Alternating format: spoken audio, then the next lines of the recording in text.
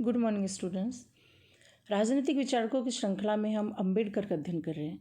पिछले भाग में मैंने स्पष्ट किया कि अंबेडकर जैसे विराट और महान व्यक्तित्व का उदय किस प्रकार हुआ, किस तरह अपार कठिनाइयों, बाधाओं, अपमान के घूंट पीकर भी उन्होंने ज्ञान प्राप्ति के क्षेत्र में जो परचम लहराया, न सिर्फ भारत बल्कि पूरी दुनिया में उनका कोई सानी नहीं है। कोलंबिया यूनिवर्सिटी में आज भी उनके द्वारा लिखित ऑटोबायोग्राफी जो आपके सामने है, वेटिंग फॉर अ वीज़ा, पढ़ाई जाती है टेक्स्ट बुक के रूप में। और 20वीं सदी में कोलंबिया यूनिवर्सिटी में हमारे लिए बड़े सम्मान और फ़ख्र की बात है कि कोलंबिया यूनिवर्सिटी द्वारा अंबेडकर को वर्ल्ड के बेस्ट स्कॉलर की संज्ञा दी गई।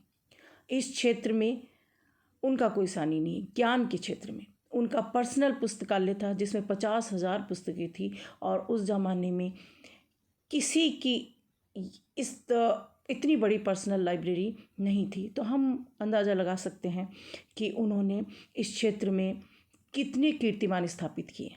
ठीक है, वो हमने जीवन परिचय के पहले भाग में देखा। आज हम देखते हैं, आपके सामने है अंबेडकर के दलितोद्धार संबंधी विचार। दलितोद्धार, मैंने कहा था आपको पहले भाग में कि 3 क्षेत्र में उनका कोई सानी नहीं है। पहला क्षेत्र मैंने बताया कि ज्ञान के क्षेत्र में। पहला क्षेत्र क्या? पहला क्षेत्र तो हम कहेंगे दलितोद्धार का क्षेत्र ही है।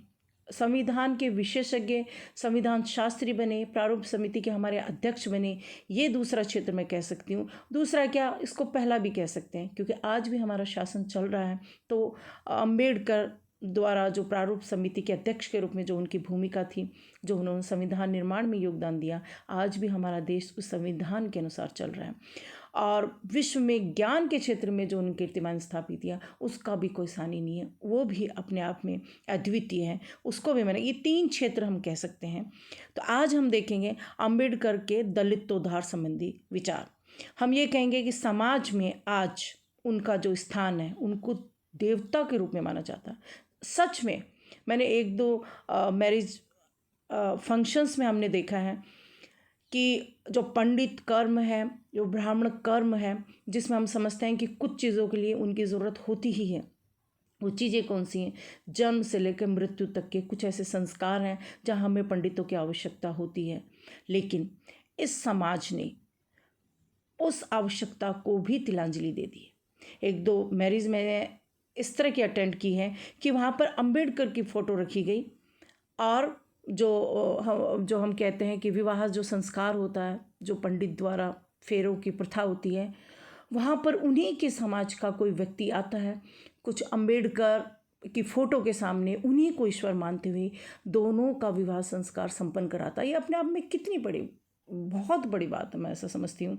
किसी इंसान को देवता के रूप में पूजनीय मान लिया जाए उसके जन्म में ही या उसके जन्म मृत्यु के कुछ टाइम बाद में ही। आज हम देखते हैं जो क्रांति का परिचम इस समाज के लोग लहरा रहे हैं, वो अंबेडकर के नाम पर ही लहरा रहे हैं। और जो सम्मान अंबेडकर के जीवन में उस समाज के लोगों को प्राप्त नहीं हुआ, वो अब प्राप्त हो रहा है। क्योंकि इंसान मर जाता है, विचार नहीं मरते। कई बार इंसान की मृत्यु के बाद में विचारों को उतनी लोकप्रियता मिल जाती, जीवन भर जो लोकप्रियता प्राप्त नहीं होती है, वो मृत्यु के बाद में प्राप्त हो जाती है। तो ऐसा ही हम कह सकते हैं अंबेडकर के साथ हुआ। तो चलिए हम देखते हैं कि दलितोद्धार संबंधी उनके विचार क्या कहते हैं। इनको भी हम 2 भागों में देखना चाहेंगे। मुख्यतः दलित जो समाज है, उनकी जो दयनीय स्थिति थी, उन्होंने किस तरह से उस दयनीय स्थिति को देखा, समझा, अपने अनुभवों से, अपने जीवन के अनुभवों से समझा और ज्ञान प्राप्ति का जो हम कहेंगे कि जो कीर्तिमान उन्होंने स्थापित किया। लेकिन उस कीर्तिमान स्थापित होने से पहले, कीर्तिमान या जो उपलब्धियां हासिल उन्होंने की, उससे पहले जिस तरह के कटु अनुभवों से वो गुजरे, उससे उन्होंने ये बीड़ा उठाया कि मुझे ज्ञान प्राप्त कर अपने समाज को उठाना है। और जीवन भर उन्होंने यही किया। और इसलिए हम कहेंगे कि दलितोद्धार संबंधी विचार आपके बहुत ज़्यादा महत्वपूर्ण है। और सिर्फ हम कहेंगे कि पाठ्यक्रम के हिसाब से ही नहीं, हमें हर इंसान को ये बात समझनी चाहिए, हर भारतवासी को ये बात समझनी चाहिए। तो हम देखते हैं उनके दलितोद्धार संबंधी विचार। ठीक है, सामने आपके ये जो पिक्चर है वो अंबेडकर की जो ऑटोबायोग्राफी है, जिसका नाम क्या है, वेटिंग फॉर ए वीज़ा।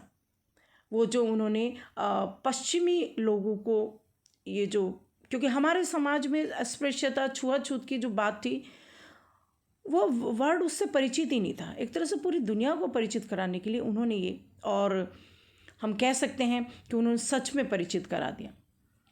तो देखिए, ये जैसा मैंने आपको बताया 3 क्षेत्रों में हम कह सकते हैं अम्बेडकर की महान उपलब्धियां हैं, और भी अनेक क्षेत्र, न जाने कितनी उन्होंने किताबें लिखी, कितने आंदोलन चलाए, कितने सत्याग्रह के माध्यम से स्वर्ण समाज के दृष्टिकोण को बदलने का प्रयास किया, और जो अस्पृश्य समाज था, अछूत समाज था, उसके अंदर जो उदासीनता, जो हीनता के भाव थे, उनको मिटाने के लिए जो प्रयास किया, वो अपने आप में अद्वितीय है, उनका कोई स्थान ही नहीं है। उस क्षेत्र में हम कह सकते हैं कि न जाने उन्होंने कितने कार्य किए। मुख्यतः 3 की बात मैं कहना चाहूँगी, जो आपके सिलेबस का हिस्सा है वो देखिए, ये जो इम्पोर्टेंट है वो है दलित वर्गों का उत्थान। ठीक है, तो ये हम देखना चाहेंगे। तो दलित वर्ग के उत्थान के लिए, दलित उद्धार के लिए उन्होंने देखिए किस किस तरह से क्या क्या किया उनके द्वारा, वो हम देखेंगे। तो मैंने पॉइंट वाइज उस बात को समझाना चाहा है। पहला जो पॉइंट आपके सामने है, दलित उद्धार के लिए स्थापित भिन्न भिन्न संगठन, समाचार पत्र, पुस्तकें एवं राजनीतिक, ये उन्होंने अपने जीवन काल में किया।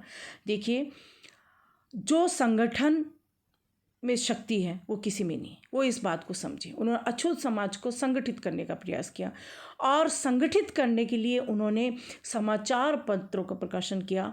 मूक नायक नाम से उन्होंने एक समाचार पत्र का संचालन किया। इसी तरह से बहिष्कृत भारत नाम से एक पाक्षिक पत्रिका का भी संचालन किया। अनेक पुस्तकें उन्होंने लिखी, राजनीतिक दल भी बनाया, और राजनीतिक दल न सिर्फ बनाया, उसमें उन्होंने सफलता भी हासिल की। उन सब के बारे में देखिए पॉइंट वाइज अपन देखते हैं।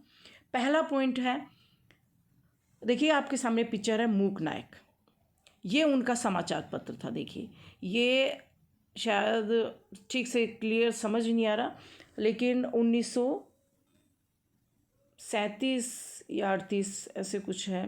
देखिए, उस वक्त का ये समाचार पत्र है।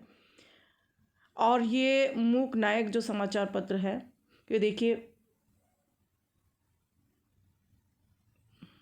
मराठी भाषा का समाचार पत्र है ये। और इधर आपके सामने है, देखिए उन्होंने क्या क्या किया इस क्षेत्र में। बहिष्कृत हितकारिणी सभा, बहिष्कृत हितकारिणी, 2 शब्द है। देखिए, बहिष्कृत भारत और बहिष्कृत हितकारिणी सभा। बहिष्कृत भारत नाम से तो उन्होंने एक पाक्षिक पत्रिका का संचालन किया, जो 1923 में प्रकाशित होने लगी, और ये है 1924 में बहिष्कृत हितकारिणी सभा, एक संगठन की स्थापना। ठीक है, और इस संगठन के द्वारा अंबेडकर के नेतृत्व में, अंबेडकर के अनुयायियों के नेतृत्व में, उनके फॉलोअर्स के नेतृत्व में पूरे देश में आंदोलन चलाए गए, जागरण चलाया गया अछूतों के उद्धार के लिए, उनकी उदासीनता दूर करने के लिए। और हम कहेंगे कि जो सुप्त अवस्था थी, वो ऐसा समझते थे कि जब तक हम संगठित नहीं होंगे, हम अपनी जो दयनीय, जो अमानवीय स्थिति को जब तक हम नहीं समझेंगे और संगठित होकर विरोध नहीं करेंगे, तब तक स्वर्ण समाज और भारतीय समाज हमारा मान नहीं रखेगा। और इसके लिए उन्होंने मंदिरों में प्रवेश के लिए अनेक आंदोलन चलाए, और जो सार्वजनिक स्थान है उसमें हम कहेंगे कि अस्पृश्य लोगों का प्रवेश वर्जित था। सार्वजनिक स्थान, कुछ भी सार्वजनिक स्थान आप समझिए, चाहे सार्वजनिक कुएँ हो, बावड़ियाँ हो, उस ज़माने इन्हीं से पानी प्राप्त होता था, हम जानते हैं। धर्मशालाएं हो, हम कहेंगे कि वहाँ अछूतों का प्रवेश वर्जित था। और भी उन्होंने हम कह सकते हैं कि बहिष्कृत हितकारिणी सभा के जो संगठन बनाया, उसके नेतृत्व में अनेक आंदोलन चलाए। मनुस्मृति की प्रतियां जलाई गई, क्योंकि मनुस्मृति को हमारा मुख्य धार्मिक ग्रंथ माना जाता है, और मनुस्मृति के अनुसार ही हिंदू समाज में भेदभाव की बात मान्य है धर्म के अनुसार, जिसमें जो वर्ण व्यवस्था का वर्णन किया गया है कि कर्म के अनुसार, बात तो कर्म के अनुसार कही गई है, लेकिन हकीकत में कर्म नहीं, वो जन्म के अनुसार ही थी। और ये माना गया कि ब्राह्मण चूँकि ब्रह्म से उत्पन्न हुआ तो सर्वोच्च स्थान है उसका, और जो उसके बाद में वैश्य, उसके बाद में हम कहेंगे कि जो उन्होंने एक मनुष्य शरीर की कल्पना के आधार पर कल्पना की। देखिए उन्होंने ब्राह्मण मतलब मनुष्य का जो दिमाग है, जो वो ब्राह्मण जो मस्तिष्क है उसको ब्राह्मण की संज्ञा दी। जो मुंह है, जो उत्पादन वितरण खाना पीना ये वैश्य व्यापार, उससे उन्होंने किसकी संज्ञा दी? वैश्य वर्ग की संज्ञा दी। और क्षत्रिय वर्ग जो बुझाए हैं, नहीं सॉरी, मुंह वर्ग से मतलब नहीं है यहाँ, पेट नीचे जो बुझाए जो हैं वो क्षत्रिय वर्ग जो रक्षा करता है, और पेट जो क्षुधा है, जो भूख है, भूख क्षुधा ये नहीं कहेंगे कि कोई वैश्य वर्ग को ही उससे रिलेटेड, यहाँ मतलब ये कि व्यापार जो उत्पादन वितरण। तो और फिर जो पैर है वो कौन है? वो शूद्र है, जिनका काम है उपयुक्त तीनों वर्णों की सेवा करना। तो ये जो श्लोक है उससे हमारी जाति की जो व्याख्या उजागर होती है वो मनुस्मृति की देन है। तो इसलिए मनुस्मृति की उन्होंने प्रतियां जलाई, मनुस्मृति का विरोध किया, और मनुस्मृति के साथ उन सभी धार्मिक जो बुक्स हैं, जो हमारे शास्त्र हैं, हमारे साहित्य हैं, हमारी संहिताएं, उन सब का विरोध किया। और उन्होंने गांधी जी का भी विरोध किया। उन्होंने कहा कि अस्पृश्यता के प्रश्न को वो पीछे छोड़ रहे हैं और हिंदू मुस्लिम एकता और स्वराज्य को आगे रख रहे हैं। जब तक हम अस्पृश्यता के प्रश्न को, सामाजिक भेदभाव को समाज में दूर नहीं करेंगे, तब तक उस स्वराज्य का कोई मीनिंग नहीं है, उस स्वतंत्रता का कोई मीनिंग नहीं है। तो इस तरह से हम कहेंगे कि उन्होंने संगठित किया। इंडिपेंडेंस लेबर पार्टी भी बनाई 1936 में, अनुसूचित जाति फेडरेशन 1942 में, और एक अखिल भारतीय राजनीतिक संगठन की भी स्थापना उन्होंने की। स्थापना की घोषणा की थी उन्होंने, किंतु दुर्भाग्यवश जो स्थापना हुई नहीं, उससे पहले ही उनकी मृत्यु हो गई थी। और इसी तरह से इंडिपेंडेंस लेबर पार्टी का विलय इस राजनीतिक संगठन में ही करने की बात थी। पीपुल्स एक्शन सोसाइटी 1945 में, शिक्षा प्रसार के लिए अनेक प्रयास उन्होंने किए। और उस ज़माने में जो संगठन थे, ये बहिष्कृतकारिणी सभा वगैरह जो भी है, और हम कहेंगे कि इन संगठनों के माध्यम से जो अस्पृश्य वर्ग था उसके जो विद्यार्थी थे उनके लिए हॉस्टल की व्यवस्था, उनके लिए किताबों की व्यवस्था, उनके लिए फ़ीस की व्यवस्था, ये सब वो करते थे। ठीक है। और इसी तरह से देखिए समाचार पत्र का संचालन भी किया, पुस्तकें भी देखिए उनकी।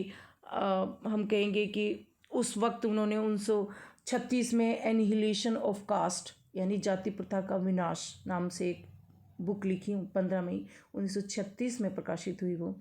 1935-36 में जैसा मैंने बताया वेटिंग फॉर ए वीज़ा वो लिखी उन्होंने। 1948 में हुवर द शुद्राज जो बुक उनकी प्रकाशित हुई, उसमें हिंदू धर्म को खूब लताड़ा उन्होंने। स्वर्णों द्वारा सदियों से हिंदू धर्म के आधार पर जो अस्पृश्य लोगों का अपमान किया जाता रहा, उनका उत्पीड़न किया जाता रहा, उस सब का उन्होंने विरोध किया। और यही कारण था स्वर्ण समाज उनका विरोधी हो गया। उनको स्वर्ण समाज द्वारा उनको हिंदू धर्म के विनाशक की संज्ञा दी गई। तो हम कह सकते हैं कि उनको काफ़ी समाज द्वारा विरोध भी सहन करना पड़ा। हम ये कह सकते हैं कि इस प्रकार उन्होंने अनेक संगठनों द्वारा, अनेक संगठनों और समाचार पत्रों और ये जो हम कहेंगे कि राजनीतिक दलों द्वारा ये जो अस्पृश्य लोगों के उद्धार का प्रयास किया और समाज सुधार का बीड़ा उठाया। ठीक है। अब हम देखिए दूसरा जो पॉइंट, ये पहला पॉइंट जो मैंने बताया, दलित उद्धार के लिए स्थापित भिन्न भिन्न संगठन, समाचार पत्र, पुस्तकें, राजनीतिक दल। ओके, उसके अकॉर्डिंगली ये मैंने पॉइंट्स बना के दिया कि इस क्षेत्र में उन्होंने ये किया। ठीक है। अब हम देखते हैं दूसरा पॉइंट जो है, और क्या किया उन्होंने, मतलब इनके माध्यम से ही किया, लेकिन इनके माध्यम से और उनके विचार किस तरह से क्या रहे। तो देखिए दूसरा जो पॉइंट है, हिंदू समाज की मूल मान्यताओं में क्रांतिकारी परिवर्तन। जो हिंदू समाज कहता है, हिंदू धर्म की जो व्याख्या, भले ही हिंदू धर्म का जो मूल स्वरूप है, जैसा गांधी जी कहते थे, वो सनातनी स्वरूप है, वो समानता, स्वतंत्रता, भाईचारे की बात करता है। लेकिन वर्तमान में गांधी जी जो जो हम कहेंगे अम्बेडकर ने जो स्वरूप देखा, वो बहुत ही विभत्स था। वो हम कहेंगे कि भेदभावों को सम्मानित करता है, भेदभाव को धर्म के आधार पर लॉजिकल जामा पहनाता है। और जैसा मैंने कहा कि मनुष्य शरीर के आधार पर कह दिया है कि ये वर्ण इसलिए उच्च है, ये इसलिए निम्न है, इसलिए ये निम्न है तो इसको ये काम करनी चाहिए, ये उच्च है तो इसको ये काम करनी चाहिए। तो इस तरह से उन्होंने जो समाज की स्थिति देखी, हिंदू धर्म की स्थिति देखी, तो उसका उन्होंने विरोध किया और क्रांतिकारी परिवर्तनों की मांग की। तो इसमें देखिए पॉइंट क्या क्या हम देख रहे हैं, आपके सामने है। पहला पॉइंट क्या है, हिंदू समाज की प्रामाणिक एवं सभी को मान्य धर्म ग्रंथ हो, ये कहा उन्होंने कहा कि ऐसा धर्म ग्रंथ, क्योंकि हिंदू धर्म में हम देखते हैं कि अनेक देवी देवता हैं, अनेक न जाने कितने 33 करोड़ देवी देवताओं की बात करते हैं। और वो कुछ दिन पहले मैंने किसी विद्वान का ही कोई राजनीतिक विचारक ही हैं, उनका सुना कि उन्होंने कहा कि ये जो बातें कही गई है 33 करोड़ देवी देवता, 20वीं सदी के शुरुआत में ही हम 33 करोड़, हम पूरे लोग ही नहीं थे 33 करोड़। तो ये 33 करोड़ देवी देवताओं का मतलब किस तरह के तर्क के आधार पर व्याख्या हिंदू धर्म की। तो हिंदू धर्म की जो ये कुछ मान्यताएं हैं, जो कूपमंडूकता हम कह सकते हैं, जो अंधविश्वास जिनको हम कह सकते हैं, तो उनका उन्होंने विरोध किया। और इसलिए वो कहते थे कि एक ऐसा मान्य धर्म ग्रंथ की स्थापना हो जिसमें क्या किया जाए, जो कठोर जो विधि विधान है उससे हिंदू धर्म को मुक्त किया जाए। हमारे जो शास्त्रों में कठोर विधि विधानों की बात की गई है, हिंदू समाज को उससे मुक्त किया जाए। और ये जो प्रमाणिक धर्म ग्रंथ हो जो सभी को मान्य हो, सभी को मान्य से मतलब सभी जातियों के लोगों की समानता की बात करता हो, तो सभी जातियों को बराबर स्वीकार करता है, तो सभी को मान्य डेफिनेटली हो गई। तो इसमें वो क्या कहते हैं कि ऐसा प्रमाणिक ग्रंथ जो न्याय और समानता स्वतंत्रता के जो सार्वभौमिक आदर्शों पर आधारित हो, ऐसे धर्म ग्रंथ की बात वो करते हैं, जो सामाजिक भेदभावों की बात नहीं करता, सामाजिक भेदभाव को हतोत्साहित करता हो। ठीक है, तो प्रामाणिक एवं मान्य, सभी को मान्य धर्म ग्रंथ हो। फिर वो क्या कहते हैं, पुरोहित कर्म वंशानुगत न होकर सामान्य परीक्षा द्वारा प्रदान किया जाए। देखिए क्या कह रहे हैं वो, कि जो पुरोहित कर्म है ऐसा नहीं होना चाहिए किसी जाति विशेष के लोग वंश परंपरा से प्राप्त करें, इसकी भी क्या होनी चाहिए, एक परीक्षा होनी चाहिए। और परीक्षा जिसमें उस शास्त्रों का ज्ञान लिया जाए, ज्ञान की परीक्षा ली जाए, और वो पंडित वो कर्म करने के योग्य है इस चीज़ की परीक्षा ली जाए, न कि वंश परंपरा के आधार पर ये पद प्राप्त होना चाहिए। हम देखते हैं हमारे हिंदू धर्म में मंदिरों में जो पंडित हैं उन्हीं के सुपुत्र भले ही कुपुत्र हो, किंतु वो भी वो पंडित धर्म को ही निभाएगा। तो अगर स्वयं ही उसका व्यक्तित्व हम कहेंगे नैतिकता और धर्म के सिद्धांतों पर नहीं चलता, तो दूसरों को वो क्या सीख दे सकता है। लेकिन हमारा जो हिंदू धर्म है वो इसकी इजाज़त नहीं देता। यानी कहने की बात है कि जाति व्यवस्था धर्म के आधार पर, हमारा धर्म आज भी यही कहता है कि जो पुरोहित कर्म है वो वंश परंपरा से ही प्राप्त होता है, पीढ़ी दर पीढ़ी। ठीक है, जिस मंदिर का जो पुजारी है उसका ही सुपुत्र उस मंदिर के जो नीति जो हम कहें धर्म कर्म के जो भी कर्म है उनको निभाता है। ठीक है, तो इसका उन्होंने विरोध किया। फिर है पुरोहितों को अनुचित व्यवहार के लिए दंडित किया जाए। अब देखिए वो ये भी कह रहे हैं कि अगर उनसे गलतियां हो जाए तो उनको भी एक सामान्य व्यक्ति के भांति ही दंडित किया जाना चाहिए, उनके लिए भी कानून के प्रावधान लागू होने चाहिए। और कोशिश की है अंबेडकर ने संविधान के द्वारा इस कानून की समानता के सिद्धांत को ला करके कोई भी व्यक्ति हो, देश का कोई भी व्यक्ति हो, अगर वो कानून का विरोध करता है तो उसको सज़ा मिलेगी, उसको दंड मिलेगा ही। ठीक है, तो ये बात उन्होंने कही। फिर है पुरोहित कर्म सभी वर्गों के लिए खुला होना चाहिए। अब मान लीजिए ऊपर वाले पॉइंट में तो ये हो सकता है पुरोहित कर्म वंशानुगत न होकर सामान्य परीक्षा द्वारा प्रदान किया जाए। तो इसमें एक बात ये भी ध्वनित होती है कि पंडितों को ही मान लीजिए किसी मंदिर का पुजारी है तो उसके सुपुत्र को न दे करके एक सामान्य परीक्षा हो, जिसमें उससे ये ध्वनित हो रहा है कि सामान्य परीक्षा हो तो जो भी पंडित लोग हैं जिनको भी ज्ञान है धर्म का, शास्त्रों का, वो इस परीक्षा में अप्लाई कर सकते हैं और जो सफल होगा उसको उस मंदिर का पुजारी बनाया जाए। लेकिन नीचे वाले पॉइंट में वो क्या कहना चाह रहे हैं, पुरोहित कर्म सभी वर्गों के लिए खुला होना चाहिए। ये नहीं होना चाहिए कि एक जाति विशेष के लोग ही पुरोहित कर्म की परीक्षा में भाग ले सके, उन्हीं को पुरोहित बनने का अधिकार हो। तो इस तरह से उन्होंने ये जो हमारी हिंदू धर्म की जो परंपराएं हम कहेंगे आज भी लागू है, समय कितना ही आगे बढ़ चुका है, तो इस तरह की क्रांतिकारी बातें उन्होंने 100 साल पहले कही। ये अपने आप में कितनी बड़ी बात है। उन्होंने कहा कि ब्राह्मणवाद और जातिवाद से जब तक देश को मुक्ति नहीं मिलेगी, समाज को मुक्ति नहीं मिलेगी, तब तक स्वराज्य का कोई मीनिंग नहीं है। उन्होंने ये कहा स्वतंत्रता प्राप्ति अगर हम कर भी लेंगे तो समाज में ये रहेगा, तब तक समाज में समानता की स्थापना नहीं हो सकती। उन्होंने कहा भी कि ब्राह्मणवाद वह जहर है जिसने हिंदुत्व को नष्ट किया। यदि ब्राह्मणवाद को नष्ट कर दिया जाए तो हिंदुत्व की रक्षा की जा सकती है। वो हिंदू सभ्यता के बारे में कहता है कि ये क्या सभ्यता है जो मानवता को दास बनाने की बात करती है और व्यक्ति द्वारा व्यक्ति के दमन की बात करती है। ये तो ऐसा लगता है कि समाज के एक वर्ग द्वारा दूसरे वर्ग को दमन करने का, शोषण करने का हथियार दे दिया गया। ये एक युक्ति है। और इस सभ्यता के बारे में उन्होंने कहा कि बहुत बड़े वर्ग द्वारा, एक तरह से हम कह सकते हैं जानबूझ करके इसको विकसित किया गया, जिसमें एक मानव को हीन समझा गया, उसके स्पर्श मात्र को ही क्या मान लिया गया है, धर्म का नाश मान लिया गया, स्पर्श मात्र को प्रदूषण फैलाने का पर्याप्त कारण मान लिया गया। तो इस तरह से जो अंबेडकर थे उन्होंने हिंदू समाज की मूल मान्यताओं में क्रांतिकारी परिवर्तन की बातें कही और हिंदू धर्म को मानवीय स्वरूप प्रदान करने की कोशिश की, हिंदू धर्म को गतिशील करने वाली बात कही।